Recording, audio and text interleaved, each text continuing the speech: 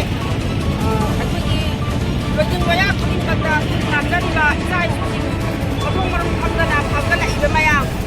ꯃꯁꯤ ꯑꯩꯈꯣꯏ ꯌꯥꯅꯤꯡꯗꯕꯒꯤ ꯑꯩꯈꯣꯏ ꯈꯣꯜꯂꯥꯎ ꯑꯁꯤ ꯂꯥꯎꯖꯕꯅꯤ ꯑꯩꯈꯣꯏ ꯊꯃꯣꯏ ꯌꯥꯝꯅ ꯁꯣꯛꯏ ꯃꯃꯥ ꯑꯃ ꯑꯣꯏꯅ ꯍꯧꯈꯤꯕ 2023ꯒꯤ ꯃꯦꯒꯤ ꯇꯥꯡ 3ꯗ ꯇꯣꯔꯕꯣꯡꯗ ꯂꯝꯖꯥꯎꯗ ꯆꯨꯔꯆꯥꯟꯄꯨꯔꯗꯒꯤ ꯃꯩꯇꯩ ꯃꯌꯥꯝ ꯃꯩ ꯊꯥꯗꯨꯅ ꯇꯥꯛꯂꯛꯈꯤꯕ ꯃꯗꯨꯗ ꯏꯁꯇꯦꯠ ꯁꯔꯀꯥꯔ ꯏꯁꯇꯦꯠ ꯐꯣꯔꯁꯅ ꯑꯩꯈꯣꯏꯒꯤ ꯌꯨꯝ ꯃꯩ ꯊꯥꯕ ꯃꯤ ꯐꯥꯕ ꯄꯨꯟꯕ ꯍꯥꯠꯄ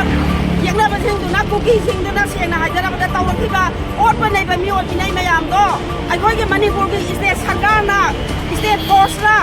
ꯁꯦꯟꯇ꯭ꯔꯦꯜ ꯐꯣꯔꯁꯅ ꯉꯥꯛꯄꯤꯗꯕꯗꯒꯤ ꯉꯁꯤ ꯑꯩꯈꯣꯏ ꯑꯔꯥꯝꯕꯥꯏ ꯈꯨꯟ ꯉꯥꯛꯄꯁꯤꯡ ꯊꯣꯛꯑꯒ ꯅꯣꯡꯃꯩ ꯀꯥꯞꯄ ꯁꯨꯡꯍꯩ ꯍꯩꯖꯗꯕ ꯏꯆꯥꯁꯤꯡꯗꯨꯅ ꯅꯣꯡꯃꯩ ꯀꯥꯞꯄꯅꯤ ꯏꯔꯩꯕꯥꯛꯀꯤꯗꯃꯛꯇ ꯑꯩꯈꯣꯏ ꯅꯣꯡꯃꯩ ꯀꯥꯞꯄꯅꯤ ꯍꯥꯏꯗꯨꯅ ꯊꯣꯛꯂꯛꯇꯅ ꯑꯩꯈꯣꯏ ꯃꯈꯣꯏꯅ ꯊꯧꯗꯥꯡ ꯂꯧꯕꯤꯈꯤꯕꯒꯤ ꯑꯩꯈꯣꯏ ꯉꯁꯤ ꯇꯝꯄꯥꯛꯇ ꯁꯥꯟꯇꯤ ꯑꯣꯏꯅ ꯑꯩꯈꯣꯏ ꯇꯨꯝꯗꯅ ꯌꯥꯝꯅ ꯏꯪꯅ ꯆꯤꯛꯅ ꯏꯆꯥ ꯏꯁꯨꯁꯤꯡꯁꯦ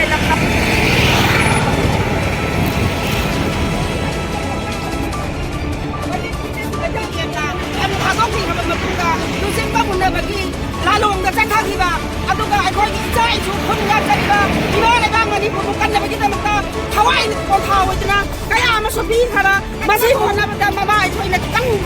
ꯑꯋꯥꯕ ꯊꯧꯔꯥꯡ ꯂꯧꯖꯕ ꯅꯠꯇꯅ ꯏꯆꯥ ꯏꯁꯨꯁꯤꯡꯁꯤꯅ ꯍꯣꯠꯅꯔꯤꯕꯁꯤꯡꯁꯤꯗ ꯏꯁꯇꯦꯠ ꯐꯣꯔꯁꯅ ꯄꯤꯌꯥꯔ ꯊꯝꯖꯤꯜꯂꯒ ꯁꯦꯟꯇ꯭ꯔꯦꯜ ꯐꯣꯔꯁꯅ ꯏꯟꯗꯤꯌꯥ ꯒꯣꯔꯃꯦꯟꯅ ꯄꯤꯌꯥꯔ ꯊꯝꯖꯤꯜꯂꯕ ꯃꯇꯨꯡꯗ ꯃꯆꯤ ꯈꯨꯗꯤꯡꯒꯤ ꯈꯨꯟ ꯉꯥꯛꯄ ꯐꯒꯠꯂꯛꯄꯁꯦ ꯑꯩꯈꯣꯏ ꯌꯥꯅꯤꯡꯗꯦ ꯑꯩꯈꯣꯏ ꯊꯃꯣꯏ ꯌꯥꯝꯅ ꯁꯣꯛꯏ ꯃꯈꯣꯏꯅ ꯉꯥꯛꯄꯤꯗꯕꯗꯤ ꯑꯩꯈꯣꯏ ꯍꯧꯖꯤꯛ ꯀꯔꯝꯅ ꯑꯩꯈꯣꯏ ꯇꯝꯄꯥꯛꯇ ꯏꯪꯅ ꯆꯤꯛꯅ ꯏꯃꯥ ꯃꯌꯥꯝꯁꯤ ꯉꯝꯍꯟꯅꯕꯗꯒꯤ ꯍꯥꯏꯕ